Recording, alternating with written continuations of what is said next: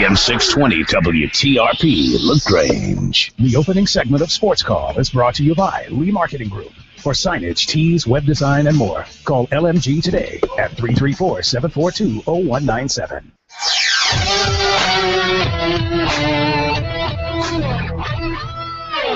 You better buckle your seatbelts because it's going to be a show to watch. From Tiger Communications. Jackson, touchdown. For 20 years, East Alabama's sports talk leader. Swing and drive, mountain right. Sports Call. Oh, what a dunk. Call in now at 887-3401 local. Right through, he got it. Or 1-888-9-TIGER-9, toll free. Struck him out. And now, coming to you live from the loveliest village on the plains. Sports Call.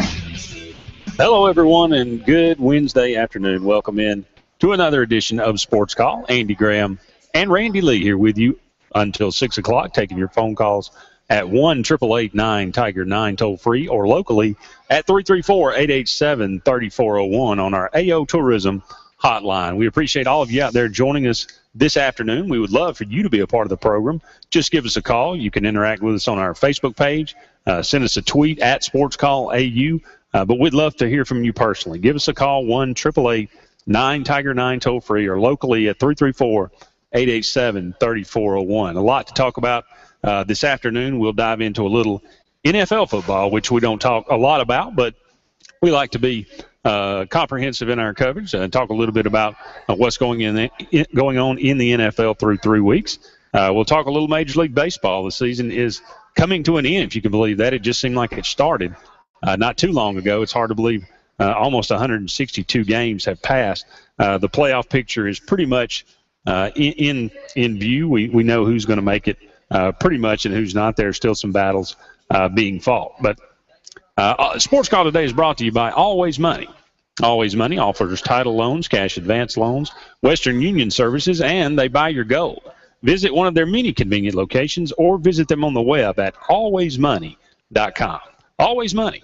Easy, convenient, friendly, and fast. I thought we'd start off the show today, Randy, talking about the news that broke about 2 hours ago. Of course, the Tony Stewart saga that with the death of Kevin Ward that happened a couple of months ago. This kind of took the country by storm, really, not just the sports world. We talked about it for several days on this show, but the Ontario County grand jury announced today that they were not going to bring charges. They didn't feel like there was any evidence to lead them to believe that anything criminal took place. So for all intents and purposes, the criminal aspect of this whole situation is over. Tony Stewart will not face any kind of legal punishment as far as that's concerned. Obviously, there still can be a civil case brought by the Ward family if they choose to do that, and that still remains to be seen. But the other thing that happened today that kind of was, a little the headliner, even more so than Tony Stewart being acquitted, I guess, so to speak, was that Kevin Ward was found to be under the influence of marijuana. He obviously they did an autopsy when he was killed on the racetrack there in upstate New York, but they said that it was to the point that where his judgment would have been impaired. So that's going to be our question of the day. With this news that Kevin Ward was under the influence of marijuana when this accident occurred, does that in any way change your view on what happened? Do you go back now and say, I feel a little differently about it now? Well, I think it's going to take someone out there that's a NASCAR fan to call in and give a really good response here, because you and I can't kid each other. We talk NASCAR when there's a controversy like this, along with most of the media that I deal with. But this is a story, and if you saw the scene and you didn't know the backstory here, and you know Tony Stewart's a hothead, I mean, is that safe to say? I mean, Tony Stewart has a history of being a hothead, and if you watch the way that played out, you're like, something doesn't look right here. Now, yes, he's drifting up on the track. He shouldn't have been there, but when you hear the gas being pressed and you're able to listen to the audio of the accident, boy, it still leaves me scratching my head. I know that whatever he was on, whatever his deal was, it still to me looked like Tony Stewart was part of the problem here. Am I off there? Well, yeah, I think you have the same opinion as quite a few people out there, and I think that's the biggest question that I'd like to hear. If anybody has an opinion on, did that change? Did your opinion soften any? Did it harden any? Did it change at all? Was the fact that Kevin Ward was under the influence? The fact that may make a little more sense to why he would approach. You've seen a lot of race car drivers get out of their car. Even a few walk out on the track. But I don't watch hardly any dirt track racing at all, but I've never seen any race car driver ever walk that far into the middle of a track, caution or not. So I always was of the opinion, it was a tragic thing. Obviously, a man lost his life. That's his family's never going to be able to get over this, and quite frankly, Tony Stewart probably won't ever be able to get over this, and neither hit Ward's family or Stewart will probably ever be the same. But it might explain a little bit the fact that he just no fear to walk toward the car like he did and be that close. I never put the complete blame on Tony Stewart in the first place. 888-9-TIGER-9, 334-887-3401. I guess the biggest question mark that I have, and I'm not the biggest racing fan out there, so I don't have the answer, but how are they tested? To me, it would seem that if you're getting behind the wheel of a car, moving as a deadly weapon like it is, that you would test this before any race. I don't know. Maybe you'd hate to think that there'd be others that would do this, but something tells me this is not just this one situation happened where he's under the influence of whatever it may be. Could be alcohol, could be prescription medication, could be marijuana like you saw here with Kevin Ward. Are there not tests that are done pre-race before this? You would probably imagine it's much more relaxed at a local dirt track like this than it would be, at a NASCAR race or even a Formula One race or whatever nationwide. I don't even know what the categories are, but I'm like you though. Even in a race like this, a local small dirt track race, you would think there would be some sort of. But again, I'm not sure.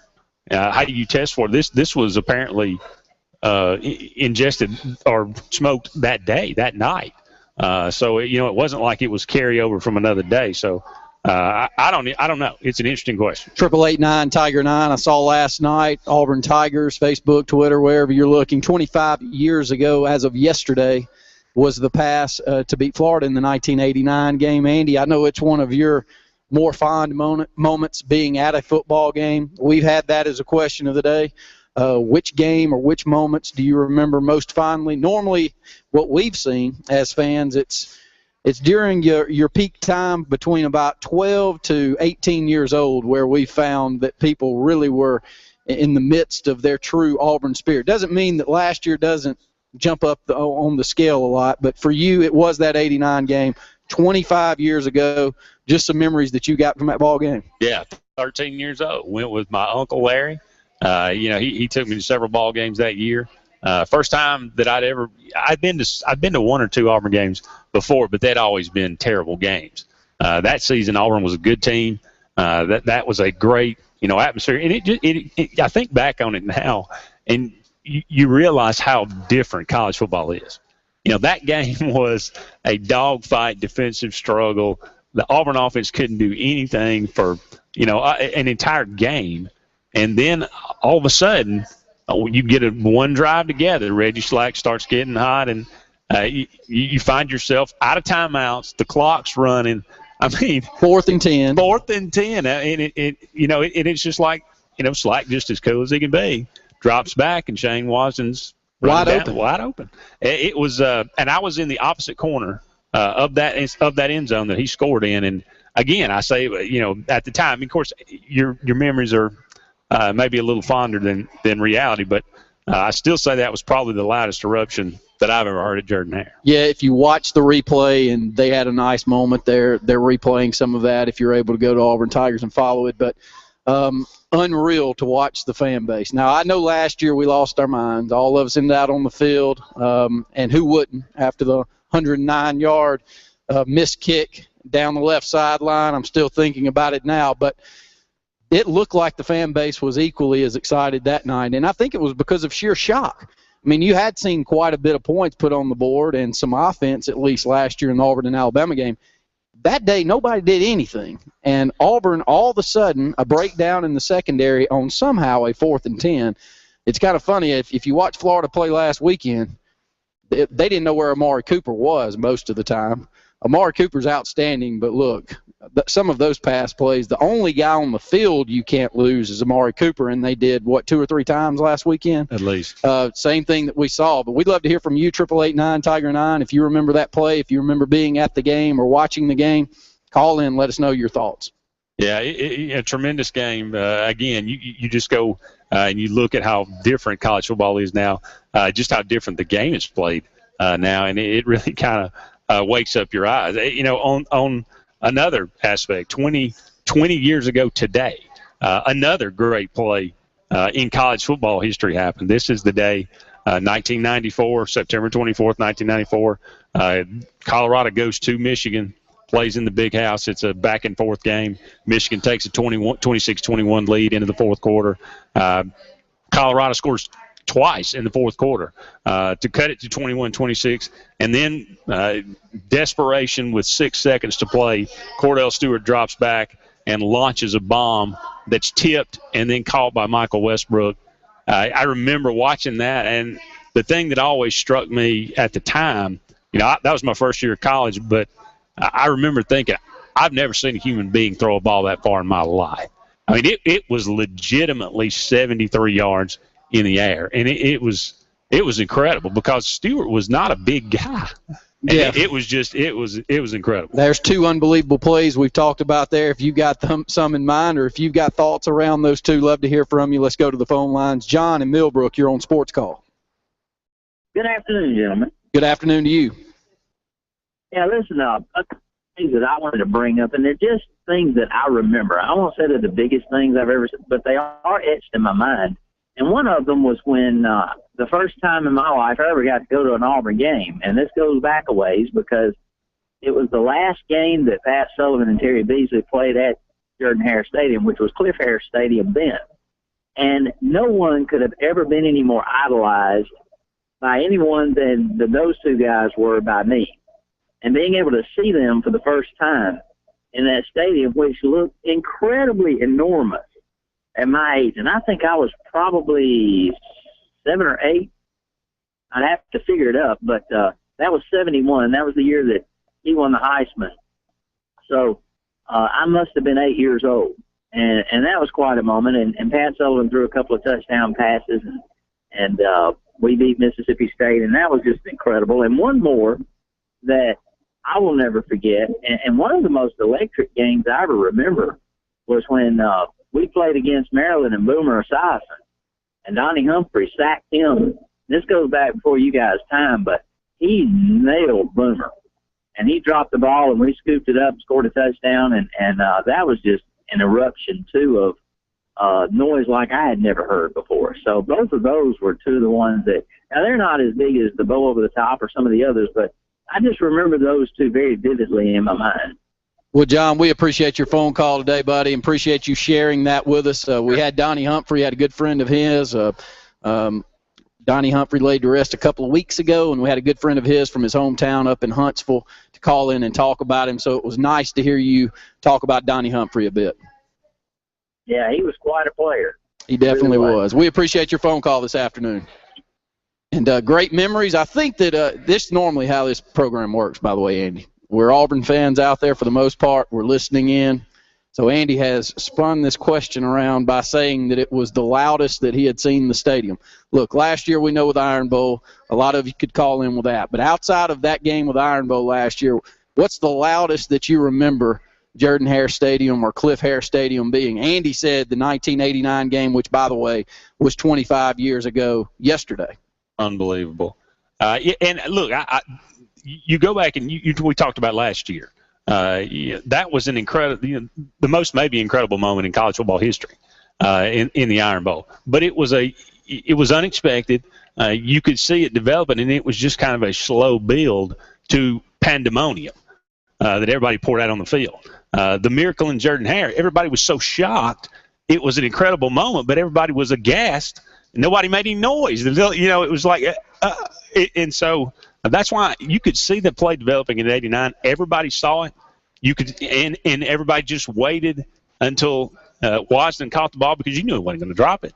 And when he hit, everybody, 85,000 people at the exact same moment erupted. And I think that's why, there's another moment I'll get to, maybe the second loudest that I can think of, because it was the same type moment. That's why I've always said it's the loudest moment, because everybody saw it coming and everybody yelled at exactly the same time. It was pretty spectacular. Give us a call. Let us know what you think. 1-888-9-TIGER-9, toll free locally at 334-887-3401 on our Auburn Opelika Tourism Hotline. When we come back, we'll dive a little more into our memories of some Auburn sports. We'll take your phone calls. More Sports Call to come, presented by Always Money.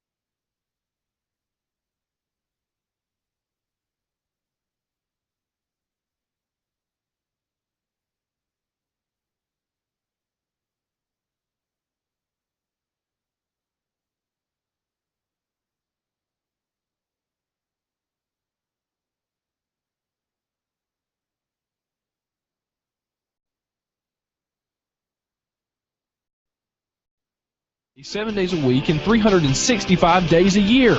Around the clock, you can train on the best equipment anywhere.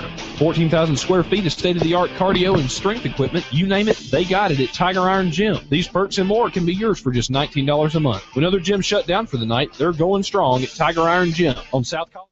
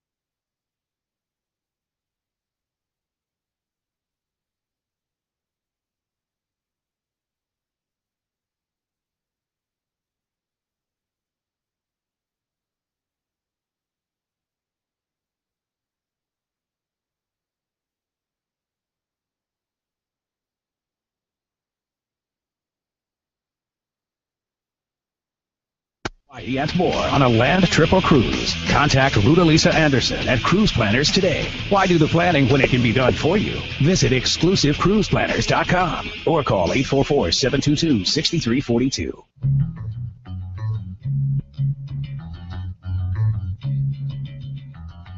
Welcome back, everyone, to the Wednesday edition of Sports Call. Andy and Randy here with you until 6 o'clock, taking your phone calls at 1-888-9-TIGER-9 toll-free or locally at 334-887-3401. And we'll go right back to the AO Tourism Hotline. Mark in Phoenix City, you're on Sports Call. Hey, guys. Hey, Mark, how are you? Oh, good. Two of them, since y'all brought this subject up today, I believe that the Washington catch 89 game certainly is one of the loudest, if not the loudest. I was at that game. I was sitting in section 10 in the lower section, and when the game got to that point, you know, I'm not going to say that I had given up, but I knew the odds were not in our favor at that moment. So I had actually left my seat to start heading down to the field to go see my friend Bo Peep, who was the running back on the field at the time. And so I got down to the bottom of the railing, and I started walking down the other way so I could get down the portal and go down. And like you said, you could see the play developing. And when he turned the ball loose, it's like, oh my God, Watson's broke free right behind this guy. So he catches it, and you couldn't hear anything. You couldn't hear yourself breathe. And I was running back down the railing area, and it was like I was a running back having to try to go through these people because everybody was grabbing you every 20 yards, hugging you and jumping up and down, and I was just trying to get away from people to get back down to the field to see James. So that was certainly loud. But the other one that I think was one of the loudest ever was at the 93 Florida game when Florida was about to go in and make it 17-0, and Werfel threw that interception at the goal line, and I think it was Calvin Jackson. It was. Intercepted that ball. And when he intercepted that ball, the stadium exploded, but then it was like a double explosion because as soon as they realized that the only man that had a chance to catch him was Danny Werfel, and he wasn't going to catch him. And when the angle was over, that place, I thought the upper deck was going to come down because the concrete was vibrating up under my feet. So that was two of the loudest ones I've ever been to on those individual plays. Well, Mark, we sure do appreciate you calling in and bringing those two up. Love to hear from you again, okay? Thank you. 888-9-TIGER-9, 334-887-3401. Why are we talking about the loudest eruptions if you're just now tuning in to Sports Call this afternoon? 25 years ago, as of yesterday, the 1989 game as Auburn defeats Florida with the pass. It's been Andy Graham's brought this one up at least a dozen times on the program. So when I saw it last night, I said, this one's for Andy here, and we'd love to hear from you. Was the 89 game outside of that Iron Bowl win last year, was it one that really stands out to you, or is there another game at Jordan-Hare or Cliff-Hare Stadium that stands out with an eruption like we heard in that 89 game? You know, if you're bringing up that 93 game, I don't remember, but and I was not at that game, but I would imagine it would have been a sellout because nobody saw that game on TV. You know, we were on probation. Good point. People that, you know, so there was an enormous crowd there, I'm sure, and probably a little more excited to be there because they were the only ones that got to see the game. Let's go back to the phone lines. Brett in Ellick City, you're on Sports Call. What's going on, guys? Good to hear from you, buddy. Hey, man, Andy, I got to bring up a couple of things. One, you remember that night when we jumped in the car and went down to the Auburn-Ole Miss game to open up that 93 season? on a Thursday night. It was on a Thursday night. We went down there, and the stadium was about half full, and we ended up squeaking out a win. I think it was 16-12. I can't remember exactly, but everybody opened up. It was Ole Miss, and me and you looked at each other and go, boy, this is going to be a long year. How did we never would have thought. It's kind of like last year. Never would have thought the results would have turned out to be what they were, but that's what made that season even more special because you didn't have TV. You had to go see it in person, and that Iron Bowl that year to close out an 11-0 season was tremendous. But I'm going to bring up a couple more. This one's not one that had an eruption to it, but I remember my dad taking me to the 1987 Texas game. We opened up the season with them, and it was a big game for Auburn people because in '83, obviously, it was the lone blemish on the record kept us from winning the national championship. And in '84, we played them a little bit closer and lost 35-27. So the next time we played them was in '87, and everybody was hyped up. And I remember just a big atmosphere, and Auburn just took it to them. And they had Eric Metcalf on that team, and Auburn won 31-3 that day, and Auburn went on to have a outstanding year and won a share of the SEC championship in '87. But I remember that game, and then I remember the '94 LSU game. We were not in that game at all, and then all of a sudden, just like a bolt of lightning, we picked off 5 passes and came back and won that ball game. I'll never forget that because a lot of people had gotten up and left, and then all of a sudden, Auburn just turned it on defensively, and I remember saying, we'll never see anything like this happen again, and I don't think we will. Well, Brett, we appreciate you bringing up those two, and love to hear from you. You're back up here tomorrow, so tune in. Brett Pritchard will be back up here with Andy Graham to kick off Sports Call tomorrow. All right, guys. See you. Thank you. 888-9-TIGER-9, 334-887-3401. Couple of more minutes left here on this segment. JC and Tallahassee, you're on Sports Call. Hey, guys. How y'all doing? Good to hear from you. Yeah, a couple of times that I can remember, just a couple of years ago, the 2010 LSU game, when Cam made that run, and I think he pretty much he outran Patrick Peterson, or that was a big moment. And then also in '97 when and I was a little bit younger, so I wouldn't really follow in the game as close as I do now. But whenever Ed System fumbled that football, I just remember the crowd erupted during that game. Well, JC, we appreciate your phone calls out there, and why aren't we bringing up eruptions at Jordan-Hare Stadium 25 years ago yesterday, 1989, the pass from Reggie Slack to Shane Wasden to defeat Florida. 888-9-TIGER-9, 334-887-3401. And the 1989 team will be honored Saturday. Isn't that right? I haven't seen that. Sorry if I missed it. They are going to be honored this year, and I believe it's Saturday. I'll check on that, but I believe that's right. They are going to be honored this year. Another game to bring up that you talk about the loudest eruptions. I said 2006 when Auburn played Florida, the block punt. Trey Smith bounding into the end zone. That was one of the loudest moments. That's number 2 for me as far as the loudest single moment that I've ever experienced at Jordan-Hare. You had your question of the day. It was about Kevin Ward. Does he being under the influence of marijuana change your opinion of the Tony Stewart situation? What do you call it? Situation? Accident. Yeah, we've had a couple of responses on Twitter so far, and all of them are saying yes, it changes their opinion on the accident overall. Well, I thought it might, and I think that'll probably be a common opinion because you wondered if he was in his right mind anyway to get out of his car like that, and now to know that he was impaired, his judgment was impaired. It doesn't remove all the blame from either party because there were, like you said, you can't watch that and think that it could have been avoided, certainly.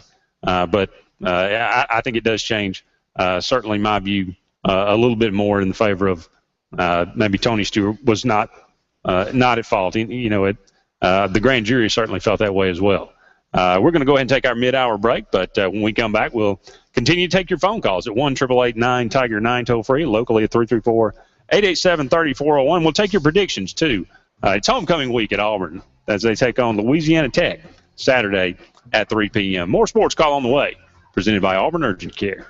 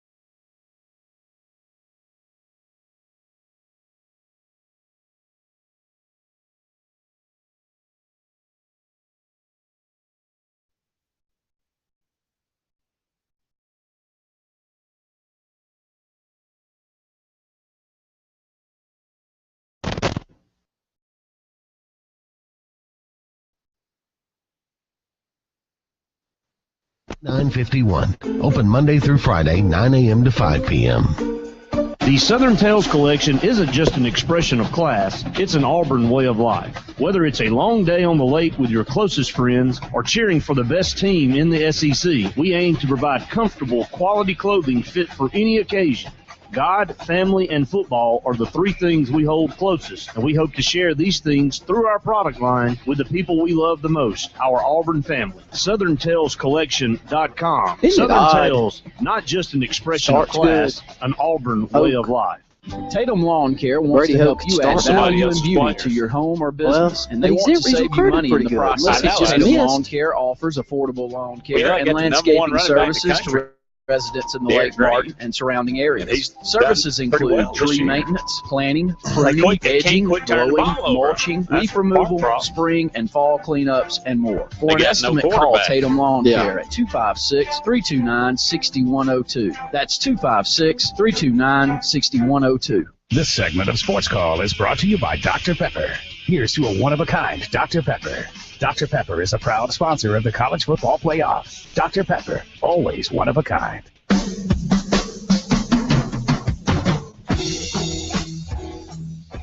Welcome back, everyone, to the Wednesday edition of Sports Call. Andy and Randy here with you for another hour and a half, taking your phone calls at 1-888-9-TIGER-9 toll-free or locally at 334-887-3401 on our AO Tourism hotline. We'd love to hear from you.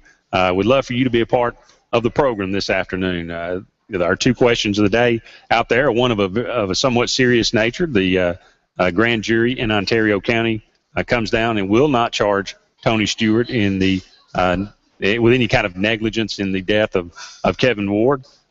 So the legal matter in this situation is over for Tony Stewart. There certainly could be civil matters come up, but we've also found out that Kevin Ward was under the influence of marijuana, and we wanted to know if that changed your opinion. If at first you thought Tony Stewart was totally at fault, and now maybe you don't. So there's that question out there, and then we have a fun question out there as well.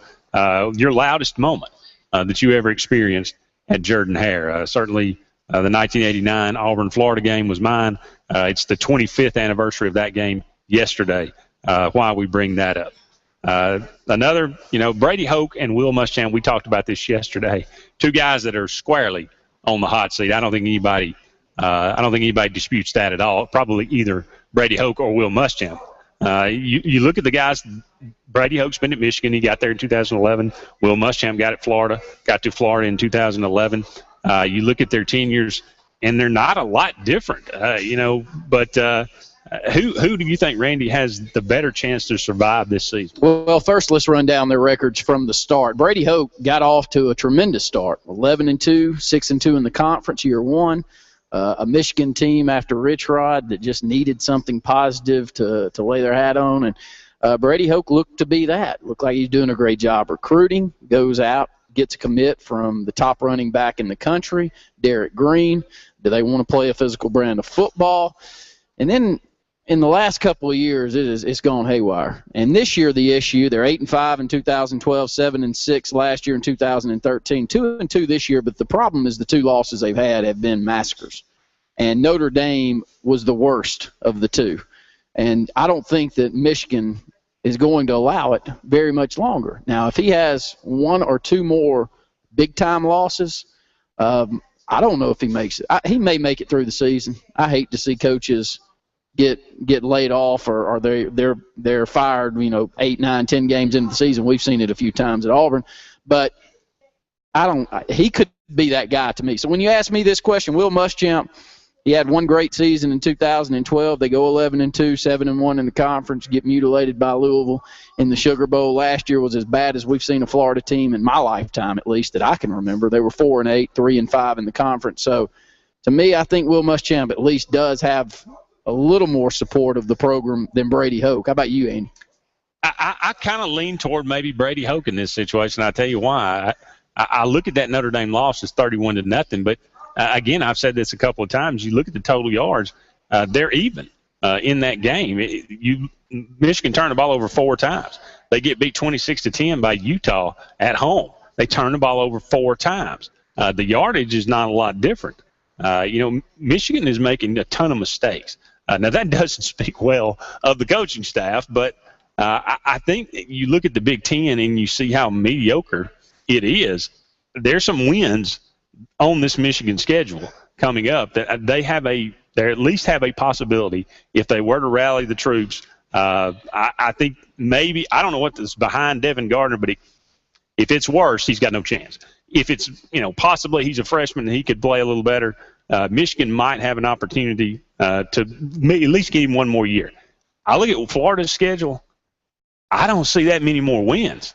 I'm looking down the line, and we talked about this yesterday. It just seemed, like you said, right now the SEC schedule looks even harder than it did 3 weeks ago. So I've seen this Florida team play a couple of times. Now they're missing a guaranteed win against Idaho. That game's not going to be made up. They're only going to play 11 games. It's going to be really difficult for them to have a winning season, in my opinion. I'll say this about the SEC, though. I think the West looks a lot tougher than it did before the season. The East, if anything, is not quite as good as I thought to begin the season. First off, Florida is just not very good. We saw that last weekend. I'm sorry we saw it the weekend before that against Kentucky also. It wasn't just the Alabama doing what they've done to many over the last several years. It wasn't that. It was a Kentucky game that really opened all of our eyes. But let's go down the list. South Carolina, even old ball coach saying they're not very good. I mean, he went on the biggest rant after the game. We're just not very good. We got caught up in people telling us we had a good ball club, and we just don't. And we let 2 kickoff returns, touchdowns against, he didn't say it, but a pitiful Vanderbilt team that has been whooped by everybody they played. That's what he sounded like on the press conference. Tennessee, I don't think Tennessee's much better than I thought. I look at the western side. I think Arkansas is going to give Texas A&M all that they want this weekend. And A&M's a lot better than I thought they were going to be to start the year. So the East is being the East, and maybe the West is being the West. Unfortunately, we're sitting over here on the West side, and it is tough to make it, tough treading to get through this schedule. Florida goes to Tennessee, and one of those, mid-'90s classic matchups that hasn't been so classic in a while. That's a huge game. Florida has managed to get a win over Kentucky. Some might have said they stole one, but they did get a win over Kentucky. They better win against a Tennessee team because look, I guess you're right. LSU, that's the other team they play from the West. They look beatable. I don't know if they're beatable by Florida, but they're beatable. South Carolina, you look at that score, though, yeah, it was close because they gave up 2 kickoff returns for touchdowns. That doesn't necessarily make you a terrible team. It makes you bad execution. Couple of quick updates as thanks to our producer Justin back there to send this over to us, but you're exactly right. The 1989 team will be honored when Auburn hosts Louisiana Tech this Saturday. In addition, for the second straight season, Auburn has been granted a waiver from the SEC to allow fans on the field after the Tigers' November the 22nd game against Samford. So fans will be able to walk on the field and take pictures after the playing surface has been cleared of players and coaches. So that's great news there. 888-9-TIGER-9 334-887-3401. Your thoughts, Brady Hoke, Will Muschamp, who holds on the longest? They both look like they're in major trouble. Honestly, I think they're both gone. The big question now becomes, you keep hearing about the name over and over. Harbaugh, Michigan guy. Would he consider? They've gone after Les Miles a couple of times. I think that door has been closed. Would they go after him, and would he consider leaving the NFL? Everybody seems to agree that he burns bridges wherever he is. So San Francisco may be ready to get rid of it. Your thoughts about Dan Mullen exiting Starkville after this year and heading over to Florida?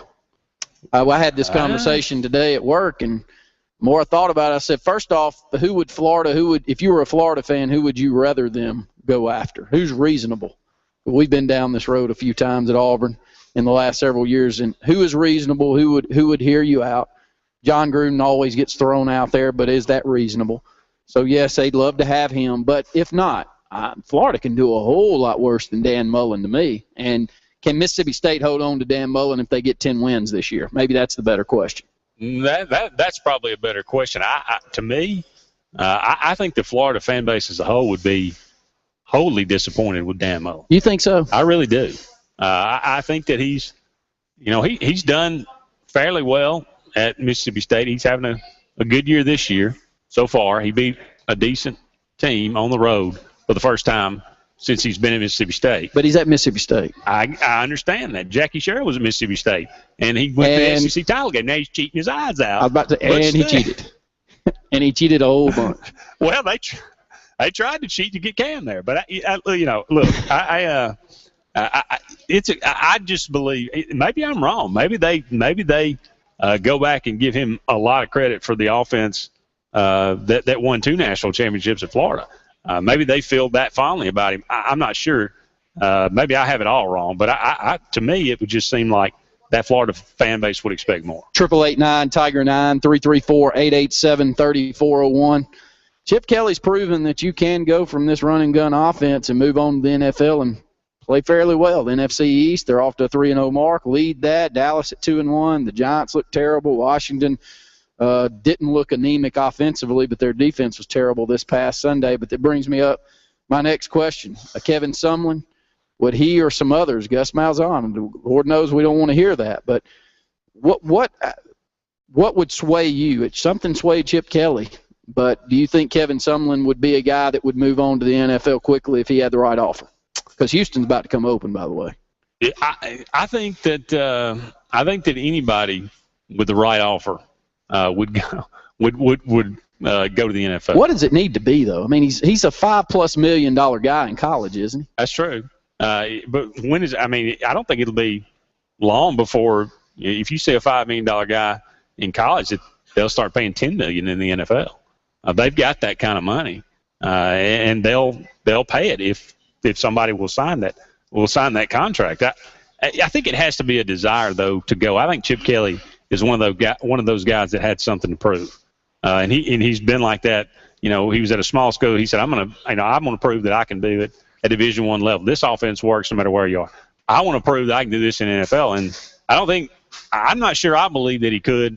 He's proven me wrong. We got 2 phone calls holding. Let's go back to the phone lines. Luke in Alex City, you're on Sports Call. Hey, guys. How are y'all today? Good to hear from you, Luke. Yeah, I love this talk. I think Brady Hoke is definitely out of here. He has very few signature wins since that initial 11-2 season. And Muschamp, I believe he went, was it 12-1? Maybe his first or second year. He's had some good things. As an SEC fan, as an SEC fan who's not a Florida fan, I want Will Muschamp to stay right where he is because I feel like Florida is always got so many resources, and I'd hate for them to get somebody in there that can tear it up like they did with Spurrier. I think they've got just so many resources, and right now Florida State's getting a lot of them. Heck, Alabama and Auburn are going in there to Florida and getting a lot of guys that would probably typically go to Florida because they've had so much turmoil over the last few years. So I want Will Muschamp to stay where he is, but I think Andy's right. Where do his wins come from? That being said, Brady Hoke can't beat anybody. So it doesn't matter if it's Minnesota or Utah or whatever. I mean, his schedule, the strength of schedule is irrelevant. He just can't beat anybody. So I think Hoke is probably the more likely of the two that's gone, but I can't imagine either one of them being here next year. Luke, before we let you go, and we're up against a break, but if you were to pick, who would you hate to see as a coach at Florida? Maybe that's a better way to put it. I'll tell you, Chip Kelly, his name is that's not a bad one, or Kevin Sumlin. I wouldn't be surprised if Florida goes completely nuts and just starts looking. I mean, any and all names aren't off the table. I mean, I wouldn't be surprised if they reached out just to see what Saban said or to see what Malzahn said, just for the heck of it. Because Alabama and Auburn, I mean, we both love our programs, but Florida's got a ton of resources. Alabama and Auburn Alabama definitely, and Auburn probably has more history than Florida. So, I mean, Florida hadn't exactly used all their resources like they should over the past few years, but I think Florida's just going to go nuts. Their fan base is so hungry right now. And one more thing, you were talking about guys who've won, assistants who've won national championships, I think, and I know Muschamp was a part of one, I believe, and remember, Gene Chizik was a part of 2 national championships, right, or 1 and an undefeated season. Correct. And then he won one himself, but he turned out to not be such a great coach. I mean, it doesn't just because you were a part of a program that won one doesn't mean you're a great coach. Good points, Luke. We appreciate your phone call. All right, guys, have a good day. And when we come back from this break, we got another couple of phone calls holding on. Hang in there with us. Call us back if you need to, but we'd love to hear from you. Come on out to JR Sports Bar and Grill if you're in the Lake Martin area. We'd love for you to come out and be a part of the program this afternoon. More Sports Call on the way, presented by Always Money.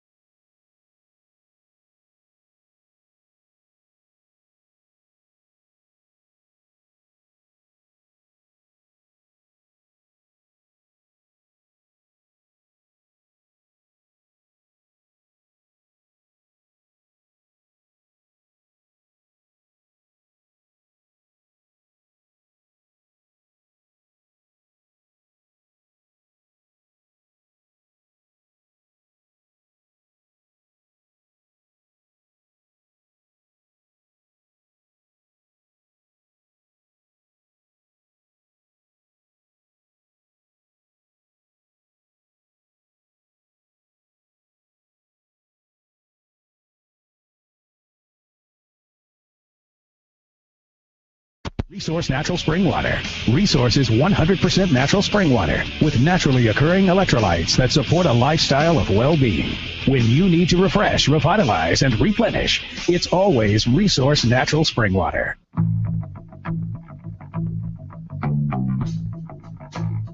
Welcome back, everyone, to the Wednesday edition of Sports Call. Andy and Randy here with you, taking your phone calls at 1-888-9-TIGER-9 toll-free or locally at 334-887-3401. Let's go right back to the AO Tourism Hotline. Anthony in Auburn, you're on Sports Call. Hey, guys, I just want to get in on this Coach Carousel discussion. I kind of just start from where y'all were leaving off. I think Hope's done. I think everybody kind of in agreement with that at Michigan. Based on what y'all are talking about, Harbaugh to Michigan, I just don't see Harbaugh leaving the NFL because he's kind of left something undone. He's already been to a Super Bowl. He's been to 2 AFC championships. This team, the 49ers, if you keep up with the NFL, they're not as bad as they appear to be. I think they've just got some issues within. They're still a talented team, and they've got some guys that are hurt right now, Bowman and some other guys that they've got to get back. And I think Kaepernick's kind of having a down little first part of the year. But I just don't think Harbaugh is going to go back to college when he's already been successful in the pros. I think there's a whole new dynamic when you go back to the college level. On to Muschamp, I don't feel I think that unless he just implodes and goes further down the two, I think he could be gone depending on who is available and who's they're kind of projecting may be available. I see that he may stick around another year. Maybe they do a lot of changes and things like that, but I may be wrong on that one. I don't know. I don't really have a good feeling on that one at all. And when it comes to Dan Mullen, I think that I agree with you, Andy. I don't think that Florida would really necessarily want him. I think they would try to go with a big fish, big splash. But what are y'all thoughts on the Harbaugh deal? Harbaugh, I'd have a hard time believing, yes, that he would end back up in college at Michigan especially. I think that it's an uphill battle coaching in the northern half of the U.S. anyway. I mean, when's the last time we saw a team from up there be competitive in a national championship hunt? I'm sorry. Ohio State's played in one. Michigan State was good last year. They had a chance. They had a great chance. If Auburn's not as good as they were. I mean, Notre Dame made it to one, but it was based off of the schedule they played. I mean, they got mutilated once they did. No, they didn't show up once they got there. So I think they did show up. That's the problem. Well, that's what they were. So, but good points, Anthony. We appreciate your phone call, buddy. Thank you, guys. Do a great job. Keep it up. 888-9-TIGER-9, 334-887-3401. You want an update from Twitter? Absolutely. Lane Kiffin to Florida. What you think about that? Based on his first 4 weeks at Alabama, his offense looked pretty good to me. It seems to be working very well. When you got the most talented team in the country, things probably will work out pretty well for you. It makes it a little bit easier to execute. Those Jimmies and Joes make a big difference. So I wouldn't put Lane Kiffin in charge of anything. I wouldn't put him in charge of a card game. But I think he's a pretty good coordinator. So, I wouldn't see that happening. Florida would probably do it. There are probably people out there that would love it. But I firmly believe that it would end in disaster. 888-9-TIGER-9, 334-887-3401. You can get your prediction in. Auburn, Louisiana Tech. Jeremy Johnson passing yards will be the tiebreaker this week. Find us on our social media outlets, or you can also call in and be a part of the program. NFL so far, 3 weeks into the season. Big surprises, big takeaways that you've had, Andy. Buffalo 2-1, Cincinnati 3-0, New Orleans 1-2, Indianapolis 1-2. Those are some pretty big surprises to me. Arizona 3-0. San Francisco 1-2. Those are surprising to me. Again, 3 weeks into the season, every NFL game is just tough. I don't care who you are. Jacksonville will beat some people this year, even though they're dreadful. That's just the problem with NFL rosters is they're full of NFL players. Everybody's got them. So anybody can beat anybody, at some point. But I'm impressed with Philadelphia. I'm very impressed with Cincinnati. It'll be interesting to see how that because it's a tough division. And Cleveland has not looked bad. No, they They've haven't. been competitive. How much of a difference is Julio Jones on that Atlanta roster? I mean, this team's scary good. They're equally as good as I think we saw them 2 years ago. Julio's as good a receiver as there is in NFL football right now. I don't think there's any question about that. So you just answered me then, huh? Absolutely. Well, the Fox Sports Report is up next, but more Sports Call, hour number 2, coming your way right after this.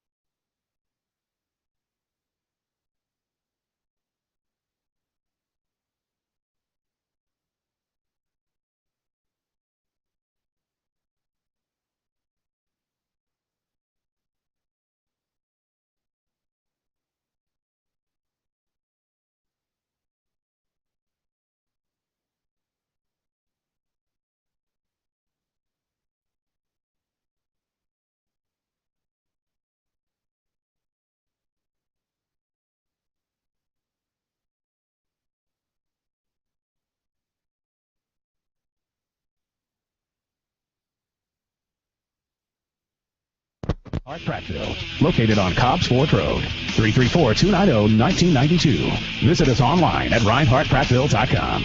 Reinhardt Prattville, we sell to sell again.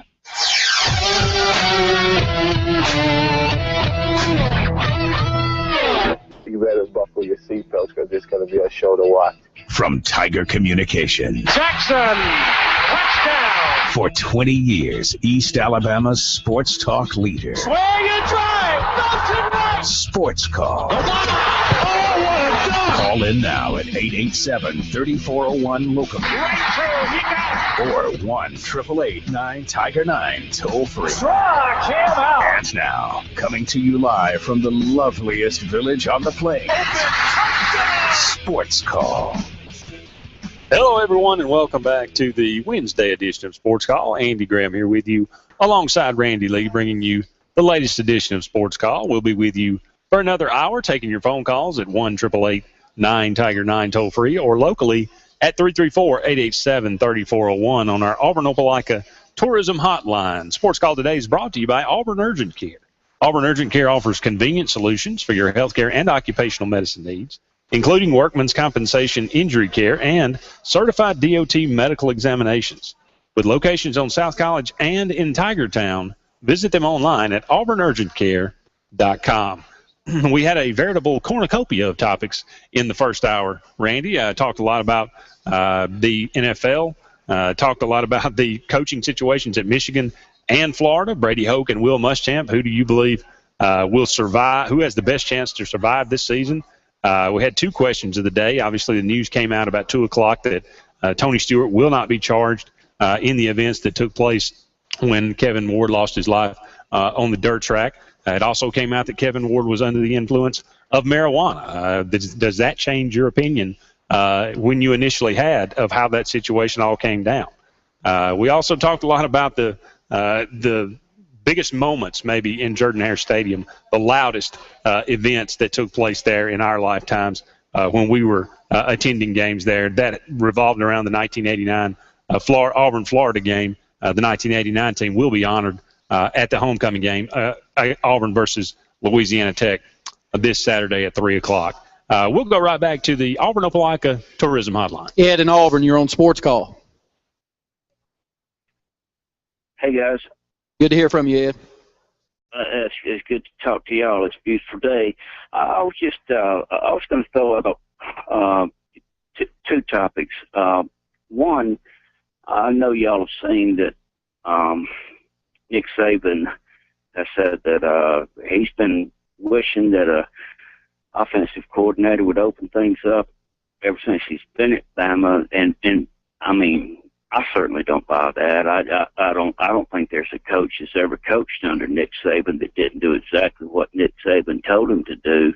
But I wanted to know y'all's opinion on that, and then I had one other comment. Yeah, that's a little difficult for me to believe, too. The world's biggest micromanager as a college football coach, and he does it well. He's known for that, but he's been as successful or more successful than anybody doing it. It's hard to argue with the results, but yeah, I'm like you. I find that extremely difficult to believe that Nussmeier or anybody else that he has had there. And Auburn and Alabama has had some good offenses. They have put up some pretty big numbers, especially in 2011. So I'm like you, Ed.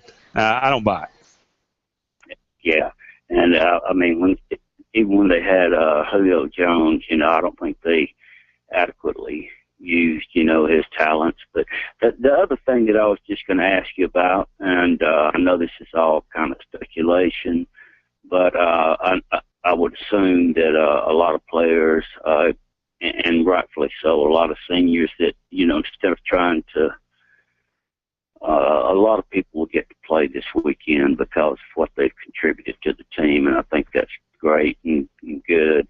As far as some of the freshmen, in particular, maybe Trey Williams, redshirt freshman Peyton Barber, and Rock Thomas, true freshman. Do you think there's any way that they're going to do anything in this game that will attribute more play? And I know if Rock breaks loose on a, kick return, that'll probably increase. But as far as just his reps in the backfield, do you think that anything that happens in this game is going to change any of the rotation of the players? And I really would love to see those three players in there, but I know that the coaches have the reasons. But anyway, I'm gonna hang up and listen. And thank you so much for taking my call. Thanks so much for the phone call, Ed. I will say the same names that he said. First off, is Peyton Barber the odd man out at Auburn? I don't want him to be. I think he deserves an opportunity, and he's for whatever reason. Maybe it's just the way that it's worked out, but I would love to see him get 10 to 15 carries this game. Yeah, and I think Rock Thomas will. I think we'll see a lot of him. He has moved into the special teams and will return kicks alongside Corey Grant. And if you saw the first few games, the opposing team was happy to kick it to anyone but Corey Grant. They were finding a way not to kick off to him. And can Rock Thomas be a playmaker back there? Quan Bray has been outstanding in punt return so far this year, and that's a positive for Auburn. So we'll see. It's going to be a fun game to see some of the new faces out there, and we're just lucky. I can remember some La Tech games where we didn't expect that. We were just hoping to win. Let's go back to the phone line. Shadow and Prattville, you're on Sports Call. Yeah, thank you for taking my call. I know I trust in Gus. I really do, but I don't think anybody can prove to me that Peyton Barber couldn't have as many yards or more, especially with people on the team, including coaches, saying that Barber was the best running back on the team last year. I'd like to ask y'all a question. If a pick play is still illegal in college football, and if it is, why it seems that some teams can knock other receivers down and the pick play not be called a penalty? It's a great question, Shadow, and Kansas State ran the old school pick play to perfection at least 2 or 3 times, ran it perfectly in the end zone pass that was intercepted by Jones. The ball was just dropped, but the pick play was the reason that he was sitting there as wide open as he was. A very good question, Shadow. I don't have the answer for it. Well, I personally feel that it seems to just go without much attention to certain teams, and I'm really trying to be objective, but how in the world can Kansas State, or much less any team, play a whole college football game without there being any penalty whatsoever? Yeah, the one penalty that they did have called on them, they called one on Auburn to nullify it. Yeah, but that wasn't a penalty on Auburn. I know. So, I just, with the importance of where people are on the schedule, I foresee referees around this whole country determining who is going to be in the playoff because of the penalties that they choose to call and the ones that they choose to neglect. I don't understand why it is, and it seems to be more of a problem with Auburn, that certain things are run and there's no review whatsoever. No kind of call, no, we're not going to review that when you have every right to. Not even, I don't understand how, maybe I need to understand how officials are graded and things like that. But anyway, my comment today was about the pick play, and I personally hope to see some of our younger players this weekend. I'm going to pick Auburn 50, La Tech 17. Passing yards for Jeremy Johnson. Well, again, that depends on how much time he's going to get to play. I'm going to say he'll play 2 quarters, and I'll say 300 yards. Thank you, Shadow. We appreciate the phone call, buddy.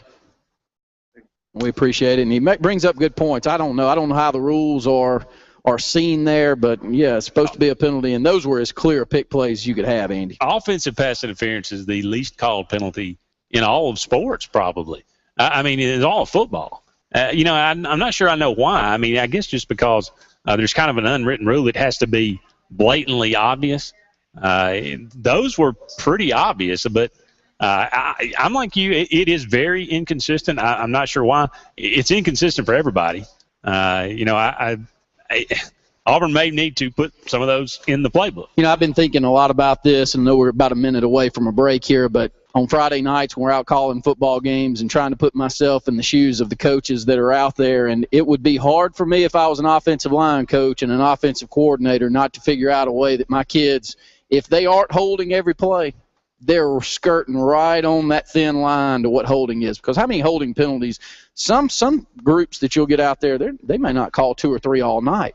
Well, if you can get away with 8 or 10 serious holding penalties, that changes the whole aspect of the game. So my numbers tell me the numbers are for you or pro you that go ahead and hold some, especially when you're struggling or you're losing control. Andy, am I thinking about that wrong? Look, football is one of those games. If you can get away with it, get away with it. I'm sorry, and that would be one thing that I'd be thinking about. I think it's just like we talk. Football in every aspect is that way. What we talked about yesterday with the Mississippi State center being suspended. You want guys to skirt that line of being aggressive, physical, and a little dirty. Not a lot. You don't want them to hurt anybody. You don't want them to kill anybody, but you want them to be mean. You want them to be Nick Fairley. They go over the line every now and then. You slap them on the wrist and you put them back in the. You need to put them back on the line. So you want that. So I think it works in every aspect. That's just kind of the way football works. We're going to go ahead and take our first break of the second hour here of the Wednesday Sports Call. But Randy and I will be back with you right after this break. Sports Call brought to you by Always Money.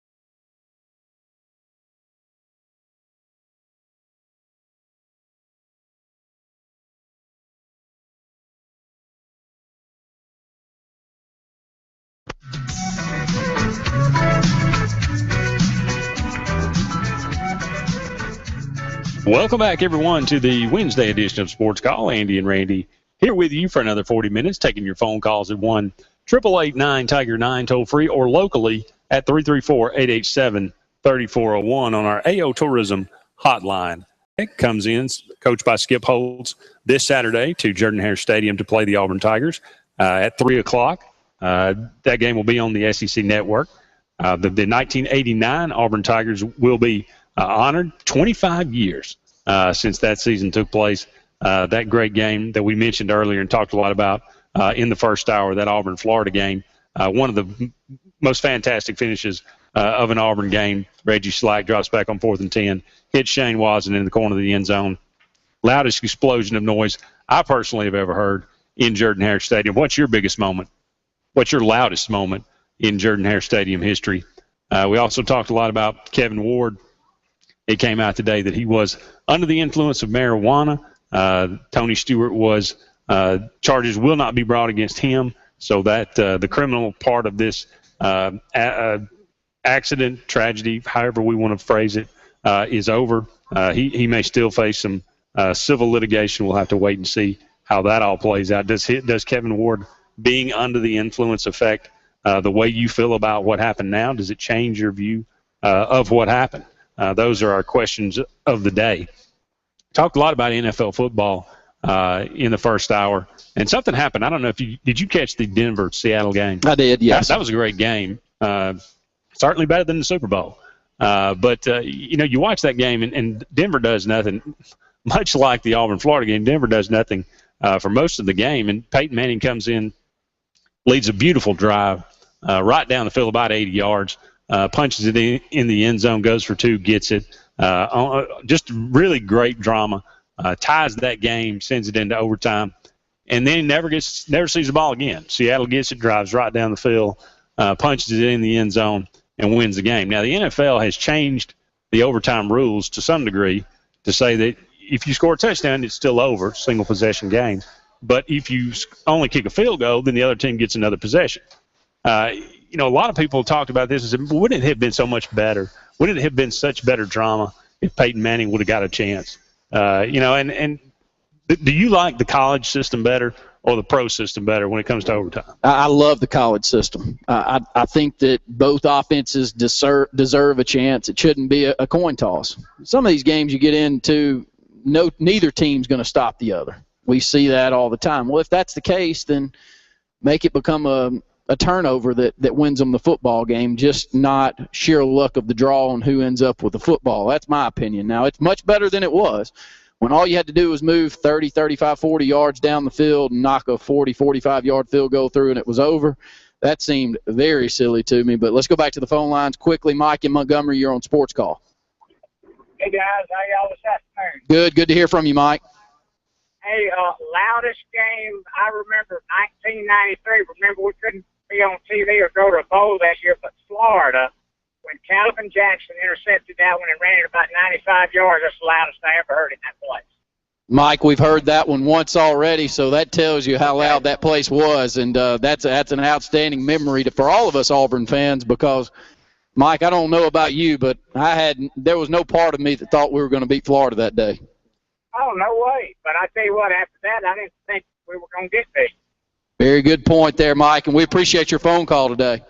Thanks, guys. Thanks so much. 888-9-TIGER-9, 334-887-3401. Why are we talking about how loud Jordan-Hare Stadium or the loudest moment that you remember in Jordan-Hare Stadium 25 years ago, as of yesterday, was the 1989 pass from Reggie Slack to Shane Watson, right corner of the end zone, outstanding play. And Andy said the stadium almost fell in. That's what he remembers when he was 13 years old. Go back to the phone lines. Russell in Auburn, you're on Sports Call. Hey, guys, War Eagle. War Eagle to you, Russell.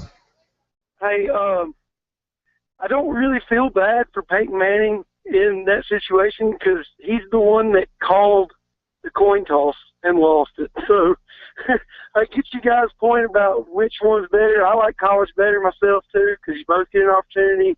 But I don't really feel bad for him because he had the chance to say heads, and he said tails, and he lost it. But anyway, loudest game, there's a bunch of them. But one of my favorite memories is Carnell opening 80 yards against Alabama in 03. That was unbelievable. I was a student then, so that was great. And I used to play high school football against Cornell, so that was cool. But I just want to get my prediction in, too. I want to say Auburn 55, La Tech 13. I give Jeremy Johnson 280. 280. We appreciate you, Russell, and that's how easy you can get your prediction in. 888-9-TIGER-9 334-887-3401. Thanks for all the great phone calls today. We've had a ton of them out there.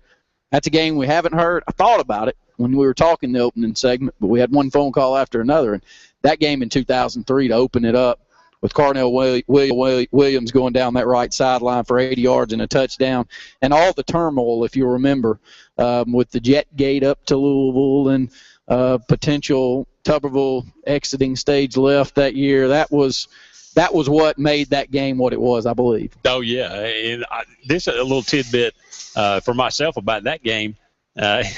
I never went to a game when I was a student at Auburn. I enjoyed watching it on my recliner with a large group of friends and, grilling out and doing what college kids do. I always enjoyed that aspect of it so much more than actually going to the game. Never got season tickets. Never went to a game while I was a student there. I sat in the student section. I got tickets somehow from somebody, and I sat in the student section for that 2003 Iron Bowl long after my days at Auburn. Only time I ever sat in the student section. I was sitting right there as Carnell, when they were coming right at me. Carnell was running right at me, on that run down the sideline. An interesting, it's perspective to see him run, then I'm like you, that the opening sequence, to run 80 yards like that to open the game, you knew we were going to win the game. Of course, we tried to make it closer than it should have been, but Alabama was not very good. 888-9-TIGER-9 334-887-3401. We talked a bit about MLB yesterday. I think the big storyline that you'll have going in, our counterpart on Sports Blitz, Luke Robinson, would call in right on cue now if I went on ahead and threw this out there.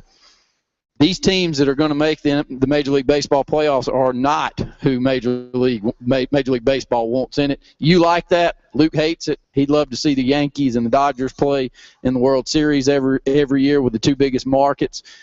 You, on the other hand, like to see the diversity of teams that have a chance to play in the playoffs. And I think it's good for baseball. I know that ESPN is going to tell you, and all these TV executives are going to tell you this is going to be horrible for baseball because the ratings are going to be terrible, and TV ratings, they aren't the end-all be-all. I think if you had a Pittsburgh, Kansas City, World Series, that would just be tremendous for me. I would watch every game because these small market teams. Number one, Pittsburgh used to be a great team, a great baseball town. It hasn't been.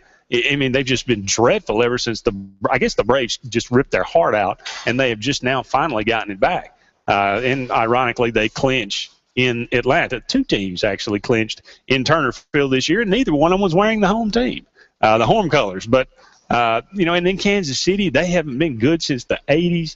I think 1985 was the last time they won the World Series, maybe even made the playoffs. So I would love to see these small market teams. I think it would be good for the local, the grassroots of baseball, for people in these smaller places to get out and go watch baseball, and the TV ratings aren't going to be good.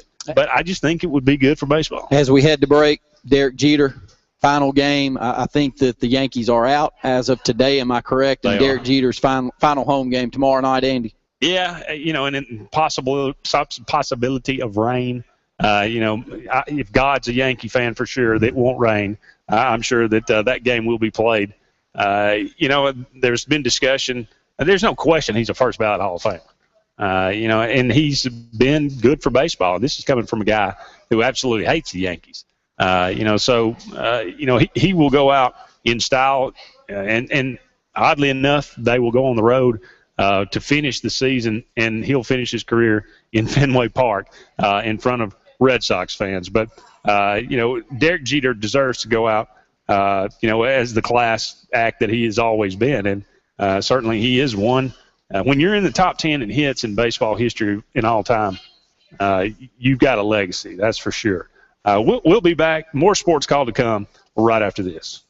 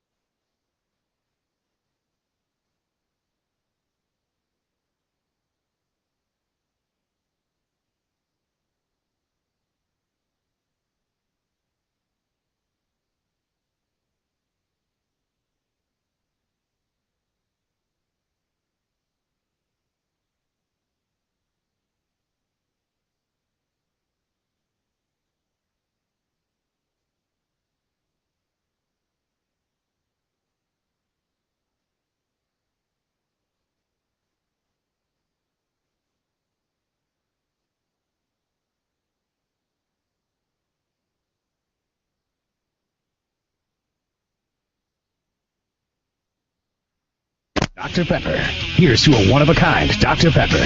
Dr. Pepper is a proud sponsor of the College Football Playoff. Dr. Pepper, always one of a kind.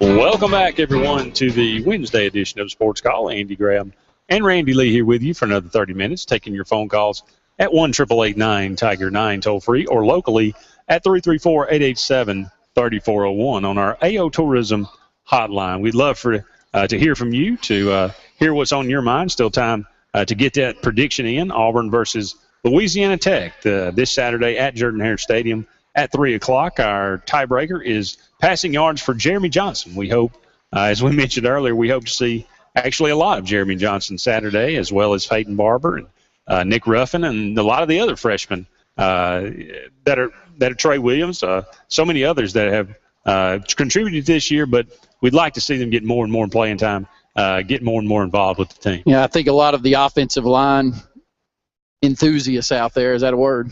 Braden Smith, a lot of Auburn people would like to see Braden Smith on the field quite a bit more, and Stephen Roberts has seen quite a bit of playing time from Opelika High School and seeing him out there. So if there's any players you're looking forward to seeing on the field, let's just hope that La Tech's, many times they're not a pushover. We've struggled with La Tech at times in the past. So 888-9-TIGER-9, 334-887-3401. Braves have offered interim general manager John Hart the full-time job. You like this move yesterday. If you're just tuning in, didn't tune in yesterday, Andy thought, yes, sayonara. We've made 3 or 4 of the worst acquisitions in Major League Baseball history. All of us Braves fans have been down that route so far, but your thoughts on John Hart? You know, he's 66 years old. They say that if he takes this job, he's probably just going to be mentoring for the next several years. The assistant GM right now, a guy that they really like in the Braves organization, John Capalella. So, you know, I'm not sure if I like that. I don't know. He was with the Rangers.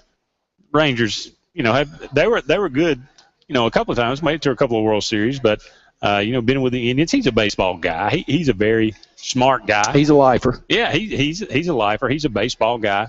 So, it would probably be okay because John Schuerholz, I think this has gotten his blood up a little bit, gotten some vigor back in him. I think he's going to be in control. And Bobby Cox, for that matter, I think, is going to certainly be more and more involved with the Braves hierarchy, the administration there. So, I'm not sure it'll make that much difference who they hire. I wouldn't mind seeing them go out and hire a young, enthusiastic, smart, GM. But they mentioned the guy from Kansas City. That's where actually John Schuerholz came from. So maybe there's some luck there. But it'll be interesting. John Hart, I'm kind of lukewarm either way. 888-9-TIGER-9, 334-887-3401. I know we had a topic earlier, first hour of the program. Question of the day that was brought up was which coach holds on to their job the longest, Brady Hoke or Will Muschamp at Florida? Quickly, if both of them were to lose a job, which you feel is a very good chance if they continue down this route.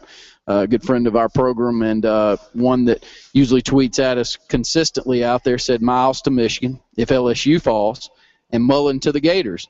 Dan Mullen to the Gators is going to continue to come up, especially if Mississippi State stays down the path that they're on and takes down, let's just say if Mississippi State takes down Auburn or Alabama, just one of them, and ends up with a 9 or 10 win season.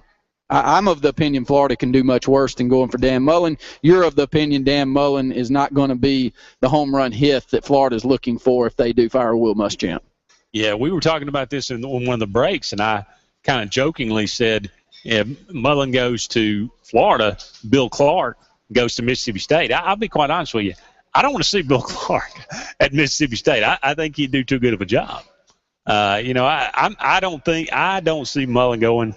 I don't see them going after him, number one, to Florida. But he's built something there at Mississippi State. If this year, if they were to be able to, let's just say they beat Texas A&M and Auburn. Let's say they have an opportunity to win the West. It comes down to them and Alabama. That's an enormous step forward for that program. And Dak Prescott's coming back next year unless he goes to the NFL. So that would be a huge step in the right direction. And, then you could maybe see, Dan Mullen is moving up in the world as far as stock is in being one of the better coaches, in the SEC. Charlie Strong not on the hot seat just yet. How long does Texas give him to get things turned around there? If you're reading into he's revamping his team. He's opening up spots daily. Today, junior offensive tackle Kennedy Estelle was dismissed by Texas for violating team rules Tuesday, becoming the 9th player kicked off the team by Coach Charlie Strong this season. He's not putting up with it. He's changing the culture there at Texas. Your thoughts? Well, you used to see this every time a coach would come in and take over, at a school. You don't see it quite as much anymore. I'm not sure. I think it probably says more about Mack Brown than it does about Charlie Strong. I think Charlie, is doing what he's got to do. I don't think he's just kicking guys off to kick them off. But it shows me that, Mack Brown was pretty much running a country club there for the last 3 or 4 years. I knew Texas was not physical for the last several years of his tenure there. They weren't strong on defense. They could never run the ball that well, and so this just kind of shows me the discipline had gone out the door as well. So I think it's good. I applaud him for kicking these guys off because I don't think there are likely this was not like a one-time offense, zero tolerance policy and you're out. This is certainly 3 strikes and you're out, no doubt. This past Saturday night, we saw some games, talked about it yesterday, but I would like to go back and talk about one that we didn't really hit on. Oregon, Washington State. 1-3 now on the season, now 0-1 in the conference. They take Oregon to the brink, lose 38-31. The stat that I look at with Washington State, they run for a whopping 63 yards against Oregon. Throw for 436. Yes, Mike Leach can coach a team up to do that, but Oregon, to me, still, I don't care how much the national media tries to put Marcus Mariota down our throat as the next Heisman Trophy winner, and they're going to bring a national title and get over the hump there at Oregon. I don't see it at all, Andy. Yeah, Oregon, I think they'll win the Pac-12 this year. I think they're good enough to do that. I think it's much like Auburn. They had a bad day. Washington State, for whatever reason, seems to compete well with them. I think they did last year, if I recall. And, they threw for over 400 yards, but I think they're, that Halliday, I think he threw it almost 70 times. You're going to get some yards when you throw it that many times. So I'm not sold on Oregon like you. I don't think they're number 2 team in the country by any stretch. When you look at it, honestly, outside of Oklahoma, the top 5 should probably 4 of the teams should be SEC. I agree, and I think the Pac-12. I don't care what you say, that is a weak conference, very weak. USC, no, they're not there. UCLA, come on, I'm not sold. I'm not sold on them whatsoever either. And Arizona and Rich Rod and the rest of that group, no. I mean, so yes, they may go through unscathed after that Michigan State victory, but still, I think a physical team, if they do make it to the Final Four, I'll be honest. If Auburn made it to the Final Four, I would hope Oregon be on the other side. I really would. That'd be a matchup I'd love to see. That brings up an interesting point. Mike D'Antoni said today that only conference champions should be in the playoffs. Of course he would now. Now, I used to feel that way. I used to say I wanted that would be the ideal situation. Conference champions, play, be in the playoff. That was 7-8 years ago. Times have changed. The conferences, it's not even close anymore. There is so much difference in the level of athleticism and the level of, competition in conferences. The SEC is just so much better, top to bottom now, than any other conference by far. I look at that, and to me, the number 4 team in the SEC is at least, as good as the Pac-12 champion, the Big Ten champion, the Big 12. I mean, maybe the Big 12 champion. I don't know how good Oklahoma is. I will tip my hat to the Big 12. That's a group that Baylor and Oklahoma and some of those teams I think can get over the hump, and they're close. But Florida State doesn't look like it this year as well that I've seen so far. Their problem's running the football. This past Saturday night, they had 13 yards rushing. You can point to Jameis Winston being out, and that was a big part of the football game, but he's not the running back. I said it again. I've heard a lot of national media say the same thing that we said yesterday. He had nothing to do with the 13 yards rushing that they had against a Clemson team that Georgia scorched running the football. We all thought Georgia was the next coming as well after that football game. That's how pitiful their rush defense was against a Georgia team that's already got a loss. So maybe, look, we're all hoping that Florida State's not going to be what they were last year. Yeah, and I don't think they will be. Even though their schedule is relatively easy moving forward, and I think that they're not going to see anybody for the rest of the season. They're going to see Florida, and that might be the most difficult team they play. They're going to see Notre Dame in a couple of weeks. I don't think Notre Dame is very good at all. To the fact that they're, I think, number 8 right now is a joke. But I think Florida State could lose a game. I think they will lose a game. But just because they just don't have what they had last year.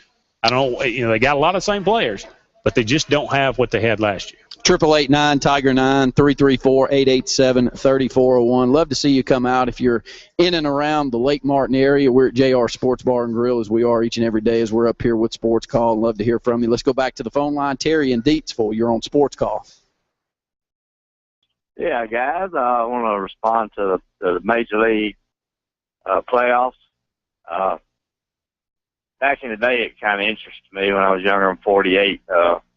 I really don't have any interest in it anymore. But you asked the same question. I don't know if you remember back when the College World Series came on. I called in. But I'm definitely for diversity and seeing different people. I want to see the best teams play. I don't care what the ratings are. I mean, if it's all based on ratings, that's boring to me. You want to see the same team over and over and over. Just like I said about, somebody called in, remember about Vanderbilt being in the championship of the College World Series, and I thought it was great. I don't want to see the same thing. That's just like it's just set up, if it's that way. But anyway, I just want to get one more thing. I think they should change the World Series and the playoffs. The World Series should be over in August. That's my opinion. I've always thought that. I think you don't get as much interest because it runs into football season. And, it just don't interest me. Once football's on, I care less about Major League Baseball. Terry, you got to move it. Sorry, Terry. I started to interrupt you there, but I wanted to make sure you get your prediction in for the Auburn La Tech game this weekend. Okay. Auburn 52, La Tech 13. And Jeremy Johnson will have 92 yards passing. 92 yards. Terry, thanks so much for your phone call. We'll talk about it a little bit as we close out the program. Thank you so much. More Sports Call at the end of this break. Sports Call brought to you by Auburn Urgent Care.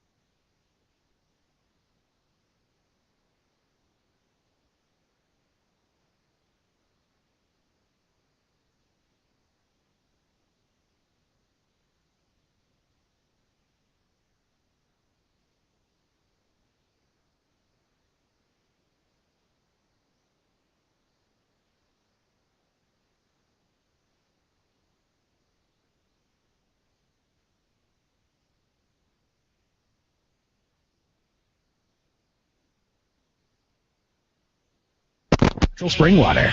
Resource is 100% natural spring water with naturally occurring electrolytes that support a lifestyle of well-being. When you need to refresh, revitalize, and replenish, it's always Resource Natural Spring Water.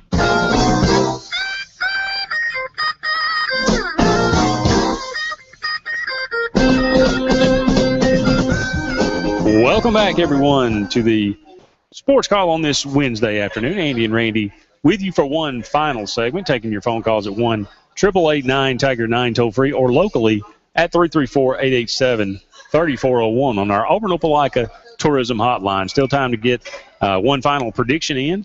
Auburn versus Louisiana Tech this Saturday in Jordan-Hare Stadium at 3 o'clock. Our tiebreaker is passing yards for Jeremy Johnson. You can still give us a call. Let us know if you've got any other topics you'd like us to talk about here in the next 5 or 6 minutes or so. Just to hit up on that last phone call we had, I remember his phone call from before. I agreed with him 100% then. I still agree with him 100% now. I'm not adverse to the same teams being in it. You know, St. Louis has been in the World Series quite a few times. Mike Matheny has done an outstanding job taking over for Tony La Russa there for the Cardinals. But, I just want to see some small market teams. I want to see some teams that were good a while back that are trying to be good now, trying to revive some of the love maybe that some baseball fans, they were fans of the game. They got discontented. They fell away. They've lost interest in the game over the years. Maybe this will rekindle some interest. Now, are we going to see Pittsburgh in the World Series or Kansas City? Probably not. But, the Dodgers – Dodgers, Cardinals. How about a Dodgers, Baltimore Orioles? That kind of is a throwback from years ago. So I'd love to see. I like the fact that there's some new teams in the mix this year. I would just love to see some teams that haven't been there for a while, and I do believe that it would be overall good for baseball.